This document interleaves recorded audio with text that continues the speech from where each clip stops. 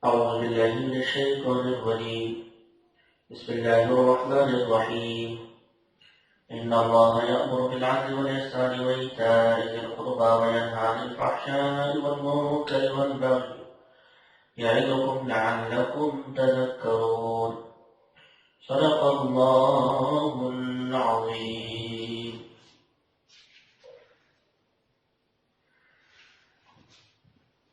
Dan Surah Nahl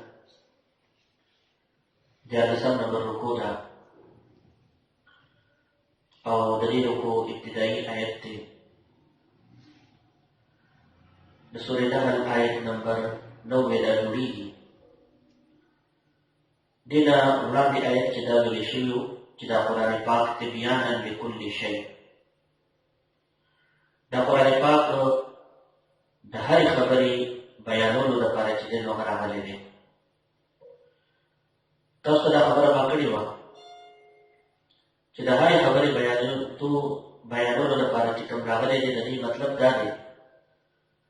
Chida hari o halal au da haram bayanulu da para da Quran Pak ragale ne. Ini ayat kita di khabar bayan syarul. Mustadi ayat ki Allah jalla shanuhu yoda syati ayat raus dede. Sepadi ki da tul Quran au da pura zamuga da din Islam da chor au khulasa de mashhida. Hazrat Abdullah ibn Mas'ud radhiyallahu ta'ala anhu irshad mubarak de. Jadi ayat ki Allah jalla shanuhu har khair au shar ke de raha jama kare. د هر یو خیر او د هر یو شر بیان کړي نو الله جل شانه په دې آیت کې چې نو هغه راوستي دي. بنیادی طور باندې په دې آیت کې نو منع کړی ده. نو دا ټولې خبرې دا درې خبرې چې کوم الله جل شانه دا حکم کړی دی نو دا ټولو نیکو چې نو خلاصه ده.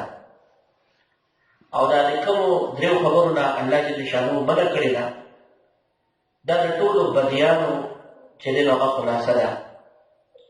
چا چې دا درې خبرې راغلي دا درې نیکۍ چې کومې دلته الله تعالی ذکر کړي دي د کومو دریو خبرو الله تعالی حکم کړی دی دا چې چا کې راغلي نو دا داسې شو چې هغه کې پوره دین راغی. او د کومو خبرو نه چې الله تعالی دلته منع کړی ده دا درې واړه خبرې یو انسان ته ووتې نو دا داسې شوه چې د هغه نه هر قسمه بدي او ګناه چې دی نو هغه ووته. اوس هغه خبرې کومې دي نو یاد ساتئ چې د کومو دریو خبرو الله تعالی حکم کړی دی نو هغې کې لومړی چې دی نو هغه عدل دی، دویم نمبر چې دی نو هغه احسان دی، او دریم نمبر چې دی نو هغه صله رحمي ده. اوس ګورئ عدل چې دی نو موږ او تاسو عام طور باندې دې ته وایو چې یو حکمران دی یو قاضي دی نو هغه به عدل کوي. حالانکه عدل تعلق چې دی نو صرف قاضي او حکمران سره نه دی بلکې دا هر یو انسان سره د دې تعلق دی چې هر یو انسان به د عدل او د انصاف نه کار اخلي. عدل اصل کې ویل کېږي میانه روی ته. نو اوس یو انسان دی په دې مثال طور باندې مزد کوي عبادات کوي نو دې کې به د عدل نه کار اخلي د میانه روی نه به کار اخلي. د نبي علیه الصلاة والسلام ارشاد مبارک دی چې خیر الامور اوسطها چې بهترین د کارونو نه هغه درمیانه کار دی. درمیانه کار کو انسان کم کار کوي او دا درمیانه کار اختیار کړي نو دا چې نو د لپاره امدې ته چې نو عدل ویل کېږي دا د لپاره بهتر دی. تر دې پورې چې خلکو سره معاملات کوي نو په هغې کې به هم د عدل نه کار اخلي. اوس مثلا چا سره دشمني راغله نو دین اسلام موږ او تاسو له دا تعلیم راکړی دی چې دشمنۍ کې دومره اخري حد ته مه ځه. که چېرې سبا دې هغې کس سره ستا روغه شي او معامله دې ورسره ختمه شي روغه شي نو چې سبا به ورته ستا سترګې چې دی نو هغه ښکته کړي داسې مه کوه بلکې داسې کوه چې میانه روي ساته.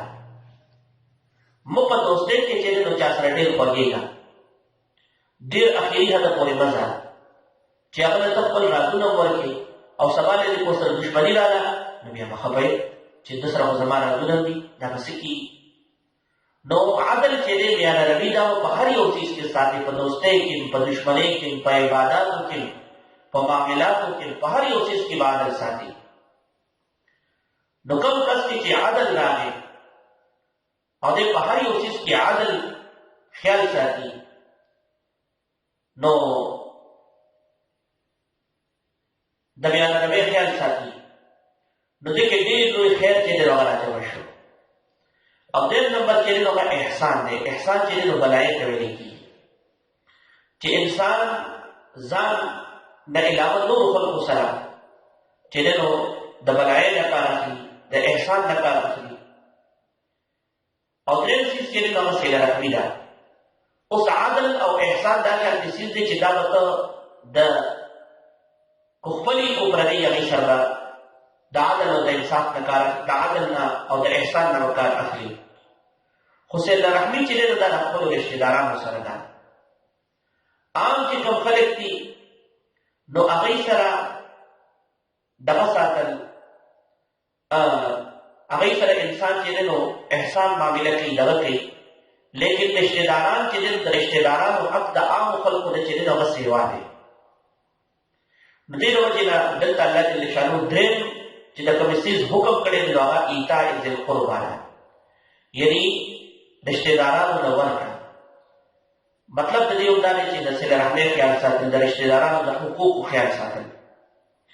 او د کومو درېیو څیزونو چې الله جل شانو منع کړې ده نو هغې کې د یو چې دی نو هغه فحشا بې حیایي ده.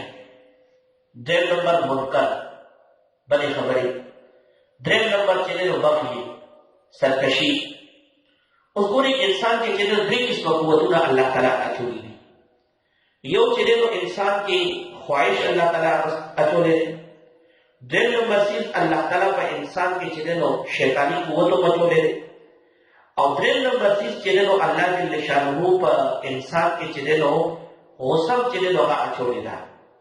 نو علماء کرامو لیکلي دا دي چې دا درې څیزونه په انسان اعتدال سره او میانه روۍ سره کنټرول ساتي. دا درې واړه څیزونه چې انسان کنټرول ساتي نو دی به د هرې برایۍ نه چې دی نو هغه بچ شي، دی به د هرې برایۍ نه بچ شي. او که چېرې دې درېو څیزونو کې دا درې څیزونه د کنټرول ونه ساتل نو دی به چې دی نو برایانو طرف ته ځي. اوس ګورئ چې خواهش الله تعالی په انسان کې اچولی دی نو خو دا خواهش دې کنټرول ساتي، دا شهواني قوت دې کنټرول ساتي نو دې کامیاب دی. او که چېرې دا کنټرول کې دې نه ساتي په دې کې د حد نه تجاوز کوي نو دی به بې حیایۍ طرف ته ځي. او درېیم نمبر چیز دا دی چې انسان خپل شیطان کنټرول کې وساتي، د شیطان خبره نه مني. ځکه چې شیطان چې دی نو دا به نامعقول خبرو د منکراتو طرف ته چې دی دا بولي، دا ته وایي مړه خیر دی دا کار هم جایز دی، دا مو کا دا مو کا دا مو کا، هر طرف ته به چې دا راځي. د دې له وجې نه که یو انسان شیطان کنټرول کو خپل نو دی به هر قسمه منکراتو نه بچي. او درېیم نمبر خبره دا ده چې کوئی انسان خپله غصه کنټرول کړه، غصه نو دی به چې دی نو د سرکشۍ او بغاوت نه به دی بچ وي. او که چېرې یو انسان غصه کنټرول کې ونه ساتله او د ده دا غصه د ده په عقل باندې غالبه شوه نو یاد ساتئ چې بیا به دا شانتې هر څوک راشي چې دا انسان دی به بغاوت او سرکشۍ طرف ته چې دی لړ شي. نو اوس تاسو وګورئ وینهی عن الفحشاء والمنکر والبغي. الله جل شانه منع کړې ده، منع کوي عن الفحشاء د بې حیایۍ نه. د دې مطلب دا دی چې خپل خواهشات کنټرول کې ساته. والمنکر د منکر نه منع کوي، د دې مطلب دا دی چې خپل شیطان دې کنټرول کا، د شیطان خبرې ومنه. والبغي د سرکشۍ نه الله تعالی منع کوي، د دې دا مطلب دی چې خپله غصه کنټرول کا. نو چې دا درې واړه خبرې چې تا کې راغلې نو تا نه هر قسمه برایي چې دی نو هغه ووته. او چې تا نه هر قسمه برایي ووته او تا نه چې دی نو هر قسمه نیکي په تا کې راغله، عدل او احسان او صله رحمي تا کې راغله، نو همدغه چې دی نو دا د دین اسلام خلاصه ده. همدغه چې دی نو د دین خلاصه ده چې الله جل شانه په دغه آیت کې چې دی دا ټولې خبرې چې دی نو هغه راجمع کړي دي. نو پوره دي ګویا کې الله جل شانو په دې آیت کې راجمع کړی دی. او دا دومره جامع آیت دی چې عمر بن عبدالعزیز رحمت الله علیه خپل دور نه دا آیت چې دی نو په دغه کې شامل کو د جمعو په خطبو کې چې موږ او تاسو لپاره په هره جمعه کې چې دی نو دا آیت چې موږ وو نو موږ او تاسو ته یاد دهاني چې دی یو قسم ملاویږي.